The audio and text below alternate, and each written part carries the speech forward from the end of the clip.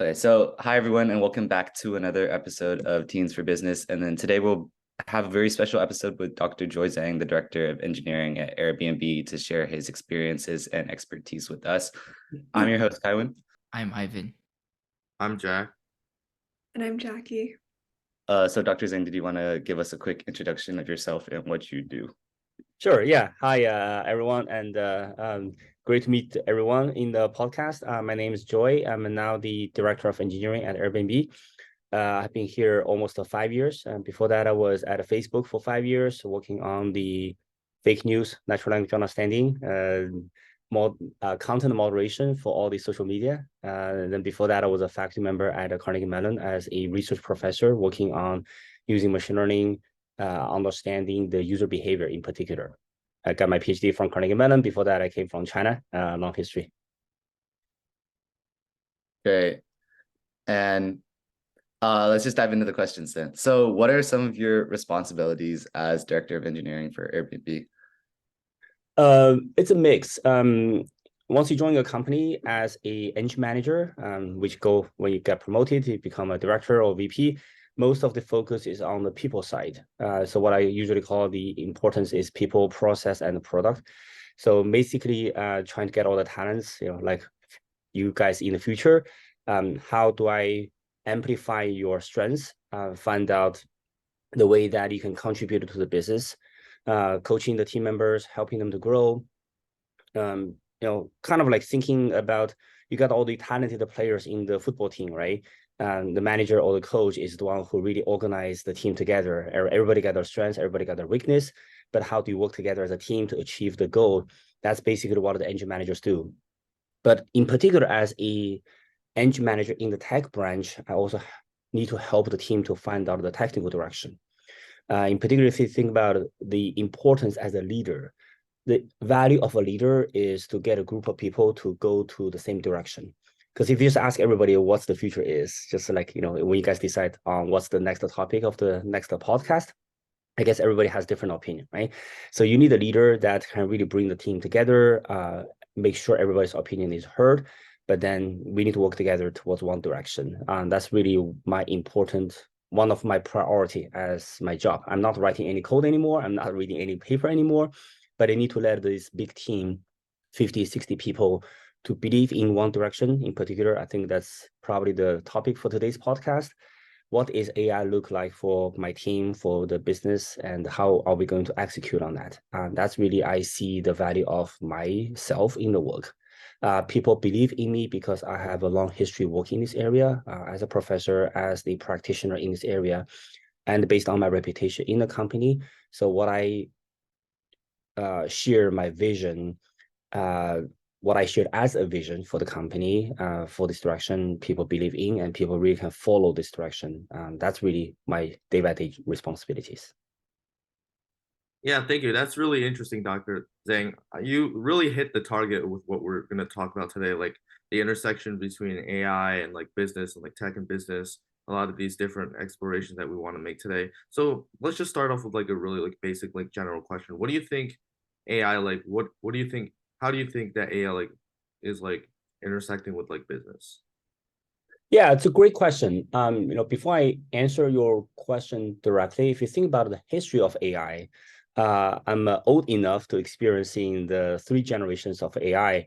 When I started my grad school in China, in China's Academy of Sciences, I joined the group called Machine Translation Group. That was the first generation of AI, mostly using the rule-based system, what we call the symbolic representation of the human knowledge. By the time the computational power is very limited, there's not a lot of data.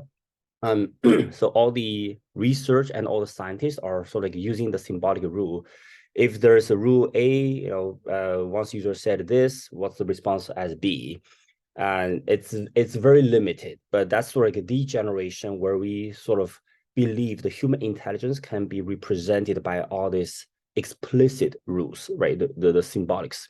Just like when you take the grammars in high school, the teacher will tell you that if there's a subject, there's a verb, it becomes a sentence, right? All these rules are what we believe is behind the human intelligence. It quickly hits the limit. That's why the business implication of AI in the 1980s was pretty limited. Most of the time, people call this expert system. It's basically saying human encode their knowledge as a set of rules, and then there's a system, computer system, where you use these rules to do all the diagnosis. So like following step by step to diagnose what's the problem in the car, what's the problem with the patients. But again, the more we work in this direction, the more we realize the human intelligence is way beyond just the rules. And the fundamental problem with the rule is it can contradict with each other, right? If you remember some of the Bible study, I think there was one interesting story about Jesus, right? One of his followers was one day was saying, "Hey Jesus, you told us to do one thing yesterday, and how come you contradict to yourself today?" And Jesus came up with, of course, a beautiful explanation. But if you think about Bible as one of the most studied human, how society works, right? How philosophy actually works. If Jesus needs to contradict himself, that basically explains there is no clear, consistent rule to govern the universe or govern the society. So that is the problem of 1980s system of AI. Moving into 1990s, I think we made a breakthrough of introducing the statistical systems. The statistical systems, you can think about this as it's like a fuzzy system. You have like thousands or millions of rules, but each rule has a probability associated with it. So the rules can contradict with each other, but there's probability. Sometimes it goes higher, sometimes it goes lower. Then there's a statistical reasoning system trying to put all these contradictory rules. Now it's very subtle or fuzzy rules together and do the reasoning. That actually made a lot of the business impact, because this way we can really capture the reality. We can capture how the actual complex system works. Right, some of the system that you are using now is actually based on the 1990s technology, the statistical machine learning, which was what I did at what I learned when I was in grad school in PhD. So statistical machine translation, which you probably use almost every day, right? The Google machine translation system. The founder is called Franz Ogg. He came from the same grad school family with me. I know him when I was in grad school. He's the one who introduced the statistical machine translation into application. The startup company I founded with my advisor back in Carnegie Mellon, which was acquired by Facebook. That's the reason I left CMU and joined Facebook. Is also doing the offline speech-to-speech translation. You have a two-way speech-to-speech translation that is working on the mobile devices without even connecting to the internet. That is really the impact of all these statistical AIs in business. And what you guys are assuming using every day, TikTok, YouTube, Facebook, Instagram, the recommendation system behind is actually a statistical machine learning system, right? You have millions of the videos, we featurize them, and you have the billions of the users, we featurize you, like what you like to watch, what your friends like to watch, what you liked yesterday. And we use this statistical engine to make a recommendation so that we know what is the most potentially liked video by you. And now we're moving really to the third generation, the deep learning and the large language model. That one I think is really a breakthrough, even though I truly believe, disregard some of the hype part, it's really a trending change. Now you have this huge language model that are fed with knowledge, like several trillion parameters. In theory, you can think about this is a computer system that has read what a human can read for hundreds of years. It knows almost everything, and start can be able to infer the new knowledge that is not explicitly there. What the impact of this line of research will have in business, and I think we don't know yet. Things are developing very fast, but all we know for sure is this is going to really make a revolution in business. Because fundamentally, if you think about the back history from the past 30, 40 years, each time when technology advances is really going to replace some part of the human labor. What AI fundamentally is doing, no matter you call it true intelligence or not, true intelligence is replacing what humans are spending their time working on, this laboratories, repetitive and not so intelligent part of work are now being replaced. So I'm pretty sure that this ChatGPT trend is going to make a huge change to business. As a matter of fact, starting from January 2023, from all my friends' information, every big companies are basically redo their plan for 2023 because of ChatGPT. But how exactly will that happen? I think it's something that everything is moving. So I don't know the right answer to give you a quick answer. Yeah, that's very enlightening and very elaborate. Like I really like how you like recounted like the history of AI, how it like really like developed and how its like, influence gradually grew over like the time of your like life and your experiences. And like you kind of really like touch on like a lot of these like job shifts in the future, like AI are gonna like displace like human labor. And how do you think this like business AI intersection will like impact like new fields being created and maybe like new like colleges offering like new programs in like the fields of like AI and technology? Yeah, that's a great question. I'm thinking about the same thing. What is the major of my kids? They're starting high school in September. What's the major that they should focus on, right? Again, I have been in this field for long enough, and I have seen probably several big changes in the history. And I do notice a lot of the jobs, a lot of the discipline basically disappeared, right? Um, Probably you guys have never heard about it. There used to be a call center for the pagers, right? People actually sit behind the computer, and if I need to page somebody, I have to make this phone call, and there's like one person will answer my phone call and take my message and then type it into the computer and send it out to the pager to the people I want to page. Quickly, when the cell phone got very popular, nobody used pager anymore. I heard probably still a few doctors are using pagers, but that area is basically disappearing very fast. So each time when the technology becomes really prevalent, unfortunately, some of the traditional job were just does not need to exist anymore. What I do see and I do believe is the real human creativity needs to be there. I think that's something AI will not replace. No matter how cool the Mid Journey is to create a picture, it's just replacing the brushing and all this boring painting, right? I never learned how to paint, so if you ask me to paint a picture, I really suck. As a matter of fact, when my kids are young, they were asking me to draw a dog. I drew something and they say, "Oh, that's a cute horse." I was like, I was trying to draw a dog. So I lack this basic skill of master the strokes and the lines, but I do have the creativity, right? I have this imagination in my mind. What Mid Journey or this generative AI gave me is it raises the bar of the lower the bar of creation, right? Raise the intelligence higher so that I can leverage all these tools to put my imagination, my creativity in practice.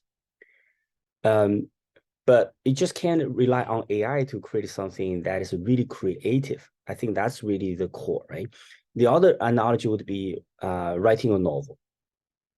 I can't master words. I mean, I'm good at technical writing, but I'm really bad at writing non-technical stuff. When I was dating my wife, she's asking me, because she's coming from the liberal arts area, she's asking me to write a love letter with minimum 800 words. I started writing, and I really seriously sit in front of the on my desk and started writing. I was like, after I started saying I love you and you're really the most wonderful person in my life, and I don't have other things to say. So even after getting married for 15 years, I still haven't finished the assignment of writing 800 words. But it doesn't mean that I don't have this emotion, I don't have this compassion, I don't have this creativity, right? So now with ChatGPT, if I put in the right prompt, I can quickly create 800 or 1,000 words of the letters. But the feeling, right, it's still not what AI can produce. So the feeling, the creativity, the empathy, the deep understanding of the universe, of the world, I think that's something will not be replaced by AI. So not talking about the third generation AI, I can give you a concrete example of the second generation of AI. Have you guys heard about a hedge fund called the Renaissance?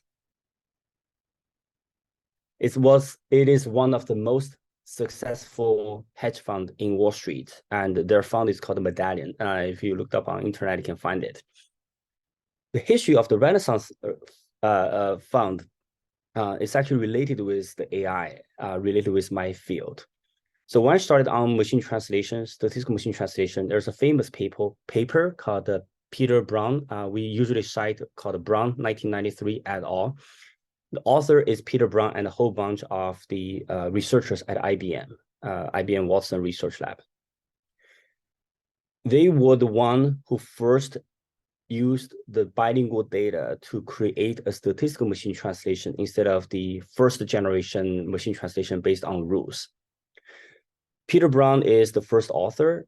So he created this mathematical framework of, if you see the whole bunch of French sentences and its English translation, which is called Canadian Hansard, it's the Canadian Parliament records, because Canada has the two official languages, right, French and English. So everything in their discussion has to be written in two languages. But there's no corresponding saying which word is translated into what. You're just saying this is the first sentence in French, corresponding translation is in English. So IBM people, in particular Peter Brown, came up with a mathematical model, statistical model, that learned from this data to translate from French to English. It's a huge breakthrough. And people in the traditional field basically didn't believe it, but they made it work. So 1 year or 2 years later, after they finished the IBM statistical system, Peter Brown joined his friends and created this Renaissance fund. What they did in the financial industry was unknown, but people all believe, because the secret, but people all believe that they used a very similar statistical modeling and applied in identifying the patterns in the financial market. Right? Some of the things are trivial, that's why they published it. For example, if they noticed the weather in the morning is bright, they believe that there is a strong correlation of the good weather in the morning leads to the stock price rise.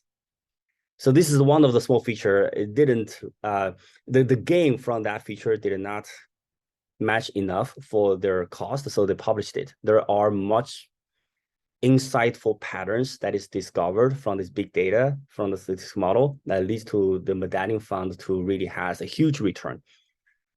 Right, so back to your original question, this is actually a great example of how the AI technology that intersected with business. Right, there are many, many ideas. That's why Silicon Valley is such a vibe. People try different ideas, right? I cannot give you a recipe saying which direction will for sure win, right? That's why we need all these bright high school students like you to really help to drive the future. But what I know for sure is the core of the universe is the same. No matter you see it from the technology perspective or you see it from the business perspective. Peter Brown, the Renaissance, and the Medallion Fund is a great example to show that once you understand the core, you can apply this in any area. If you care about money, you can use that knowledge to do your financial. If you care about society, you can do that for the good of the society. Now, if you care about advancing technology, you can remain in tech, right? But all I can say to high schoolers is don't be fooled or distracted by what you see on the surface. The core is still the same, right? So what your parents or your teacher are trying to suggest to you to focus on STEM, I mean, sure, there's one part I think practical, right? STEM probably will get you easier to a good school or good job. Disregard that part.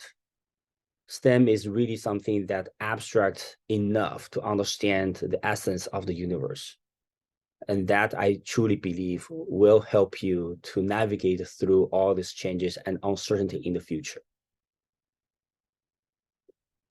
Yeah, that's great. I've actually never heard of the Renaissance fund before, but I thought that was really interesting. And I know you already touched on this, but what are your current opinions on AI's role in our society, especially with the rise of GPT bots, not just GPT, but other companies following suit as well? So when I first practiced or tried the ChatGPT, I was shocked, just to be honest. The reason for that is I know this line of work. As I said, when I was at Facebook, I even started all this deep learning. I coined the term deep text for Facebook, which is probably still powering all the text understanding or natural language understanding of the Facebook products. And in 2018, when before I left Facebook, we started all this research on the large language model and using the embedding to understand all the large chunk of text. And GPT, the OpenAI team actually approached me, AirBNB, back in 2019 when they first introduced GPT. By the time when we looked at it, the system was not very impressive. It's not that useful to business. Then November last year, when ChatGPT came out, and I of course registered the account and played around with it, I was like shocked.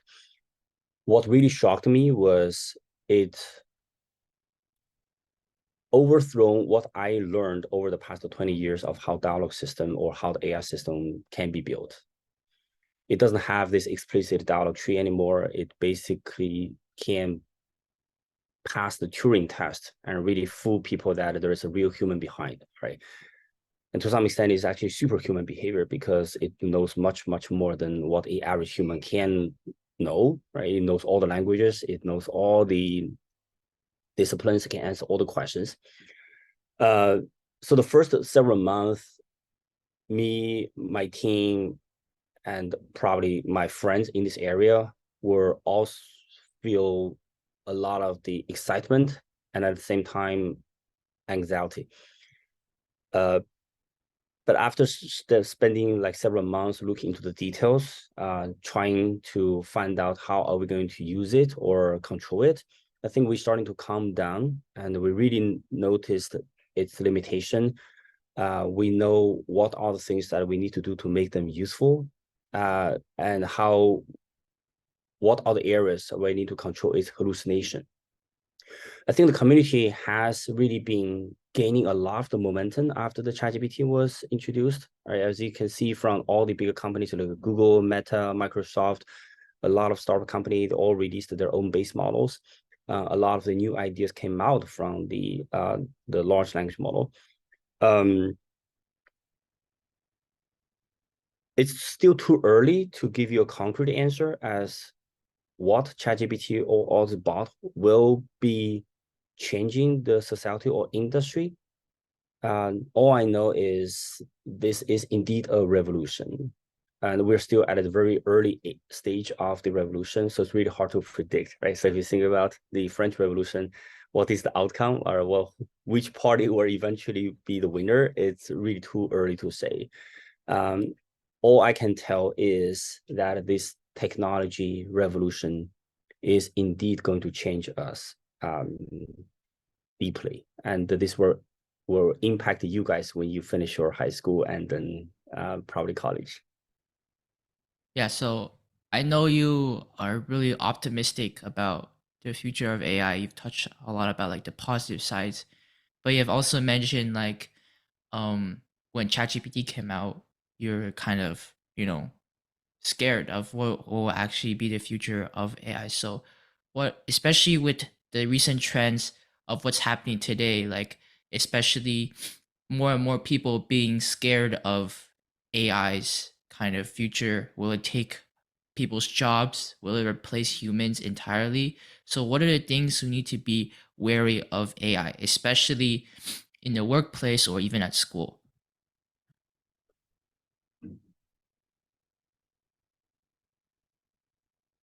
I think there were two camps of people with regard to AI. And there's one camp believe that AI can do anything, do everything, treat them like a magic guard. And there's another camp we are very suspicious about AI and are very conservative, right? From a pure research perspective, I think both sides are understandable. If you think about the systems, if you put them on the spectrum, there is like a very traditional system on the left that is rule-based. Rule-based system is accurate, is reliable, is interpretable, and is controllable. Whereas on the right-hand side, this is like pure AI. If you think about ChatGPT, nobody knows what's going inside of the box, right? That's what we have a lot of challenges now, because if I put this AI technology as part of my business, I need to make sure that it behaves properly, right? It will not give the user the hallucination. It will not provide the user the wrong answer or the incorrect answer, right?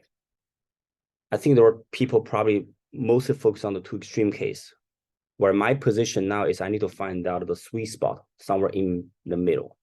I don't want to go with a very fully controllable system, because even though it's accurate, it's reliable, it give the user this impression that it's stupid and it's dumb. Right. If you look at the left extreme, this is very similar to you go to the DMV or talk to any federal government agencies. They just follow the book. If you ask them one question, the answer they're not going to provide a flexible answer if you ask a random question, right? That's not their job. They're not allowed to do anything like that. If you look at the intelligent bar, that's your very friendly conversation with your high school friends. There's no scripts, right? But it's also unpredictable as what they may tell you. When you think about the business side, you have to have both. I want to make my product intelligent and flexible, but also I need to make sure that it does not create any crazy behavior, right? So one of the example is if you ask ChatGPT, what is 2 + 3, it will first answer 5, right? Ask again, think again, what's 2 + 3? It will say, oh, it's a 5. You prompt the ChatGPT, say, but my wife said 2 + 3 = 6. ChatGPT will quickly back off and just say, oh, okay, your wife is right. 2 + 3 = 6. So you can see it's very smart and very intelligent now, but the behavior now becomes uncontrollable. If I put this ChatGPT out of box in my business, right? If the user comes here, say, hey, I need to refund this product, right? My bot replies, but according to the policy, I cannot refund you. Probably refund you only 60%. If the user knows the trick, it will say, but I just talked to your CEO and he promised to refund me. If you follow the ChatGPT behavior, probably the bot will say, okay, if the big boss agreed to refund you 100%, I'm going to refund you, right? So you can easily bypassing all these rules, all this policy, and directly manipulate the intelligence to do the things that is against the value of the business. That is something that we have to put AI in control. So it's balancing this rigid rule following versus the fully flexible intelligence. So if you are the business owner, you can't just let a crazy AI to run your business. So that's sort of like one of the challenges that we have now that we're starting to understand more and more the ChatGPT behavior as how are we going to use AI in the business. Yeah, just another follow-up question. Is that like a few months ago they did have the congressional hearing with OpenAI and like ChatGPT in general. And since whenever ChatGPT, you mentioned this, ChatGPT came out and AI suddenly became a household name. Like everybody knows what ChatGPT is. Everybody knows now what AI can do. And a topic that kind of came up during that hearing and like online in general was that AI kind of needs regulation. So would you say that in your opinion, AI needs regulation? And if you do believe so, like how would the regulations work? What would be regulated specifically? Yeah, that's a hot topic. I have my opinion. I don't have an answer. The technology is indeed making a lot of the known and unknown impact to the human society. I do believe that we need some kind of regulation, but not to regulate as a way to stop its development. You probably didn't realize that AI is already changing your life, right? If you open up your phone and you got all this recommended TikTok video or YouTube video show up on your phone, to some extent, AI is manipulating your opinion. Because now what you know about the world is what you see on TikTok, and what TikTok is recommending to you. is going to change how you see the world, which is not always the reality. So if you travel around, if you go to other countries, if you go to other part, even just other part of the Bay Area, you will see something that is different than what you are known to be the whole world. If you just go 2 hours east to Central Valley, it's not the same as the Bay Area. If you go a few hours more to the east, once you go to the Midwest, the life there is different.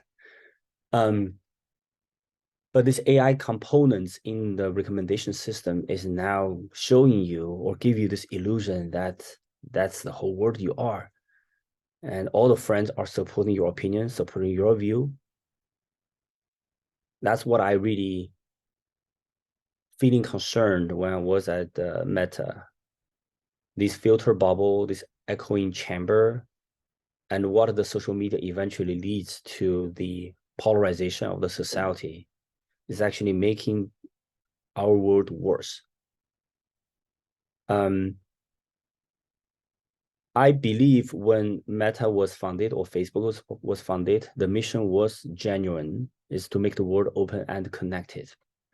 I think the problem is the human DNA evolved at a much slower pace than technology. Technology is exploding exponentially. Our human DNA are still very much similar as our ancestors from 2 or 3 million years ago. We just can't cope with that.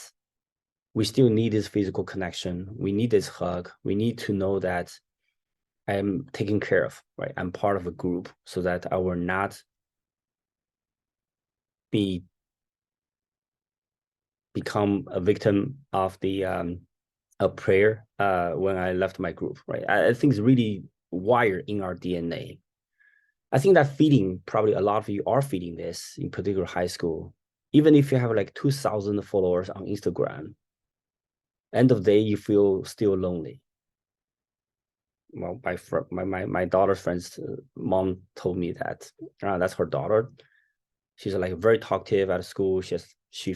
My daughter told me that her friend has a lot of friends at school because she's so popular. But then her mom told me the other day, was like, she came back and told her parents she has no friends. I think that's really the impact of the technology to the society. But back to your original question, how should the government regulate this? Actually, I don't know, right? If you look at our governments, if you watch all these congressional hearings, our congressmen are not so educated, in particular in technology. They don't even know what's cookie. They don't know what's Wi-Fi. They don't know how Facebook is making money. Even from the research community, people are debating.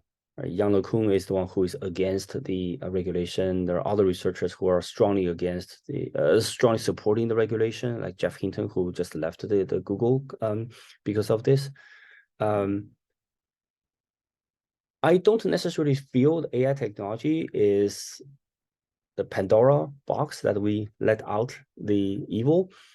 But how do we guide the research to the right direction so that we do not causing the irreversible harm is a big question. I think this probably are something that will leave to your generation to figure out.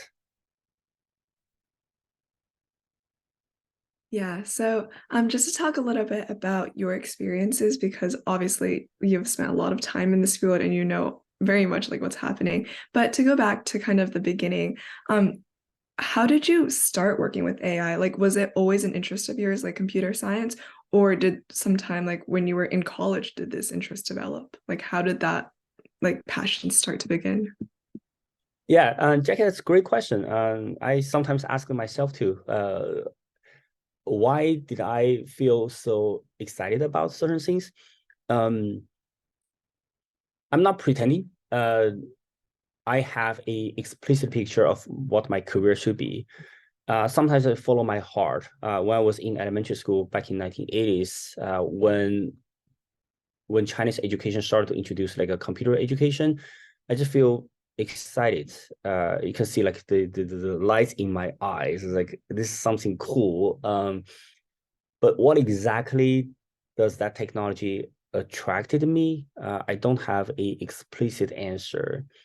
That's when I interview all the candidates for job. When I talk right for 5 minutes, I can tell if someone is really interested in something. You can see their eyes opened up, you can see the lights in their eyes, and you can see like get excited. We are not discussing about the conversation about certain things, right? I think if you talk to your friends, you can see like what is truly in their heart. This is something I truly believe that I wish my kids to have this curiosity, to have the passion, right? Not to worry just for the sake of the money, for the sake of make a living, for the sake of going to the Ivy League school because they're great. Have a passion that you really feel excited about. I officially first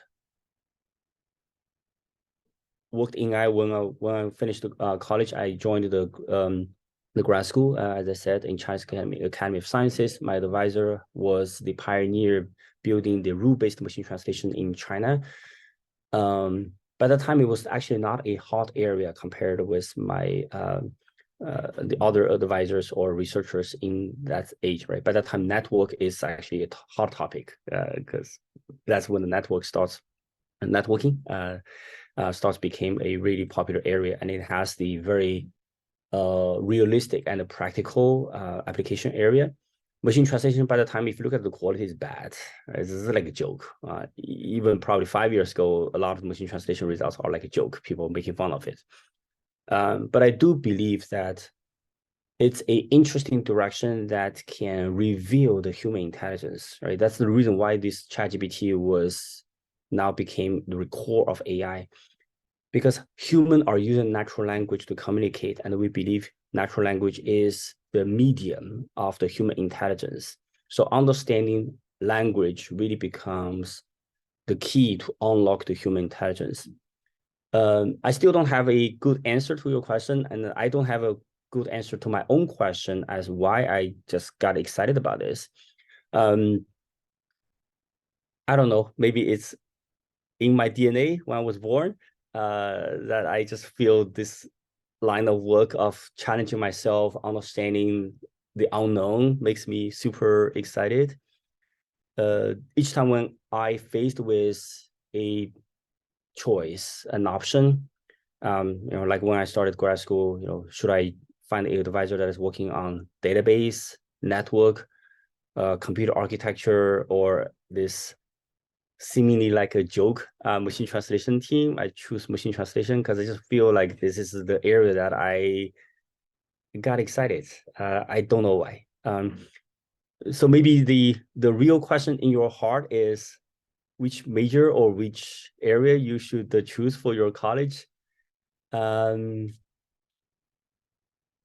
parents may hate my answer, but I always just feel like choose the area that you feel passionate about.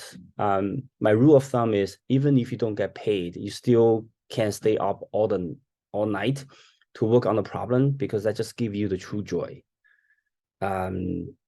Whether you will make enough money from that major, I think it's really hard to say. Because when I choose the machine translation as my major, by the time it's just really hard to find a job. Unlike my peers who choose like database, they can apply for a job anywhere. I didn't realize, or I didn't know by that time that AI would be so hot nowadays, right? But again, I just really want to do something that I found exciting,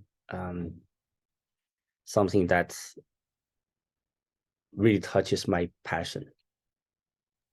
Yeah, I think that's like really extraordinary how you also mentioned this, but like humans, we have passions, we have emotions for things that we love, and that's something that AI, ChatGPT, they just can't recreate, like our raw emotions and like the passions we have for things in life. So I think that's really interesting. And then last question. So would you have any suggestions for high school students who are interested in AI, or like they want to have more interactions with this world and to just learn more about it?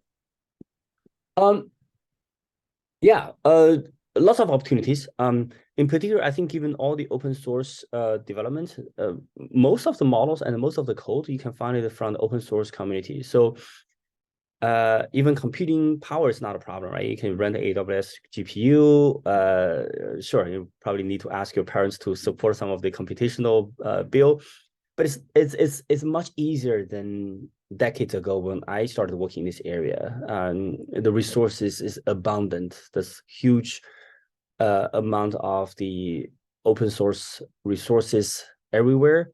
Play around with it, read some paper, lots of very intuitive YouTube tutorial in this area, right? So you don't have to fully understand all the papers that is explaining to you all the equations. And then you may come up with a cool idea of how to use AI, right? It doesn't mean that you need to create a startup that can be very profitable. Try your idea, put your idea in practice, get your hands dirty. There are lots of meetups that you can, go talk to people, share your opinion, hear what they have done. I usually, from my perspective, I usually try not to tell the younger generation what they should do or what they should not do, because my experience, for one, on the positive side, can help me and my team to have a good vision, but on the other hand, it becomes the baggage. The beauty of the Silicon Valley is this allows all the young generations to be creative, try something that everybody tells them is dumb idea. I'm reading a book about a SpaceX, and also referring to Renaissance, the hedge fund. When they started this, all the establishment tell them this is a dumb idea. This is not going to work, right?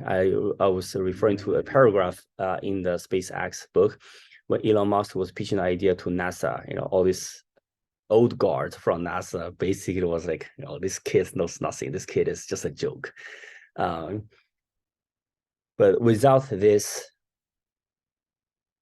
entrepreneurship, without this, I can do, without this, I'm young, I'm able to take big risk, we will still be living in the status quo.